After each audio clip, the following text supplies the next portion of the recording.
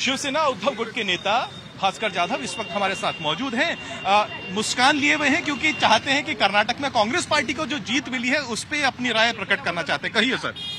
आज हमें हमारे चेहरे पे मुस्कान आने के दो रीजन है। अच्छा। एक 2 दिन पहले जो अपने सुप्रीम कोर्ट ने हमारे पार्टी के बारे में जो डिसीजन सुनाया, वो डिसीजन हमने सुनाया गया था, हमने आपके सोशल मीडिया पे देखा, हमने न्यूज़पेपर पे पढ़ा। हमारे उद्धव साहब ने उसका अच्छा खासा विश्लेषण करके अनिल परब जी ने, अनिल देसाई जी ने हमारे तक उसकी जानकारी पहुंचाई थी। लेकिन आज अक्रॉस द टेबल बैठ के हमारे पक्ष प्रमुख माननीय उद्धव साहब के साथ बैठ के वो जो सुप्रीम कोर्ट ने जो डिसीजन दिया है, वो डिसीजन का माइक्रो लेवल पे उन्होंने एक एक क्लॉज बाय क्लॉज हमारे पार्टी के हित में कैसा डिसीजन हुआ है कि जो भी हमारा राइट ही बनता था, हमारे फेवर में नहीं, वो हमारा हक ही था। तो मैं यहाँ पर आपसे पूछना चाहता हूँ, मोराल कैसा है इस वक्त पार्टी का? पार्टी का मोरल तो एकदम, पहले तो हमने तो हारे तो है ही नहीं थे।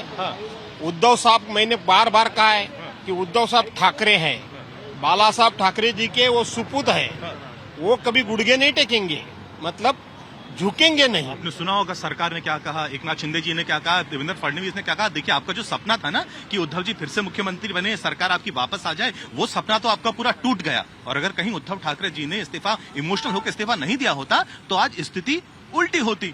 ऐसा है कि उनके सब राज्यपाल गलत, विधानसभा अध्यक्ष गलत, इलेक्शन कमिश्नर गलत, तो सब गलत है। उन्होंने गलती करने के बाद में उद्धव साहब ने डिसीजन लिया था, तो उन्होंने, और अगर गलती की है ऐसा किसी को लग रहा है तो आपकी गलती के बारे में कि आपने जो गलतियां की उसकी पनिशमेंट आपको पहली मिलनी चाहिए थी, वो नहीं मिली है तो वो भी मिलेगी। तो ऐसा है कि उद्धव साहब ठाकरे जी को कभी सीएम बनने का ज्यादा ऐसा कुछ मतलब अपेक्षा थी नहीं। वो सीएम पर चला गया तो भी उन्होंने अपना राय तो बताई है। चलिए सर, एक सवाल मेरा ये भी है ना, खतरा अभी टला नहीं है आप लोगों के लिए? क्योंकि अब कहा जा रहा है, अब क्योंकि सुप्रीम बीजेपी और शिंदे साहब कहते हैं कि उनके फेवर में आया है पूरा डिसीजन, और ये माना जा रहा है कि अब वो और एग्रेसिव होके जो तमाम विधायक बचे हैं, तमाम नेतागण बचे हैं उद्धव गुट पे, उस पे अपनी निगाह डालेंगे। तो आप एकजुट हैं, एकत्रित हैं? एकनाथ राव जी शिंदे क्या कहते हैं ये खुद एकनाथ राव जी को भी मालूम नहीं है। देवेंद्र फडणवीस जो स्क्रिप्ट लिख के देती है वही वो पढ़ते हैं।